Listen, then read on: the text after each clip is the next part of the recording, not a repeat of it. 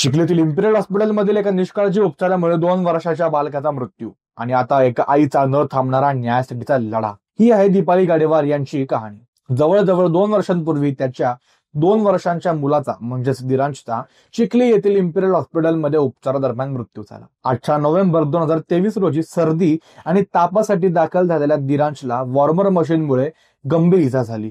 तो भाजला गेला. काही क्षणातच तो गतिहीन झाला आणि डॉक्टरांनी त्याचा मृत्यू जाहीर केला. दीपाली सांगतात, मी मदतीसाठी ओरडले पण मला मुलाजवळ जाऊ दिलं नाही. त्यांनी सांगितलं की ते प्रयत्न करत आहेत पण माझा मुलगा आधीच गेला होता. ससून हॉस्पिटलच्या तज्ज्ञ समितीने या घटनेत वैद्यकीय निष्काळजीपणा झाल्याचं स्पष्ट केलं आहे.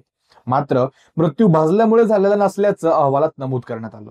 दीपाली या निष्कर्षाला फेटाळून विचारतात, जर भाजल्याने मृत्यू झाला नाही तर मग माझ्या मुलाला कोणी मारलं? या प्रकरणात 3 डॉक्टर आणि 2 परिचिकांवर गुन्हा दाखल करण्यात आला आहे. पण सर्वांना लवकरच जामीन मिळाला. दीपालीचा आरोप आहे की पोलिसांनी तपासात छेडछाड केली आणि काहींची नावं आरोपपत्रातून वगळली.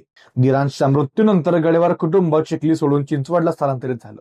पण दुःख आजही कमी झालेलं नाही. आश्चर्याची बाब म्हणजे या इम्पिरियल हॉस्पिटलमध्ये नोव्हेंबर 2024 मध्ये आणखी एका रुग्णाला शस्त्रक्रियेदरम्यान भाजल्याचा प्रकार समोर आला आहे. दीपालींचा एकच मागणी आहे, मला भरपाई नको, मला माझ्या मुलाच्या मृत्यूसाठी न्याय हवा आहे. ह्या गोष्टीवर तुम्हाला काय वाटतं आम्हाला कमेंटच्या माध्यमातून सांगायला विसरू नका आणि पुण्यातील या संवेदनशील घटनेच्या पुढील अपडेटसाठी पाहत राहा न्यूज डॉट्स.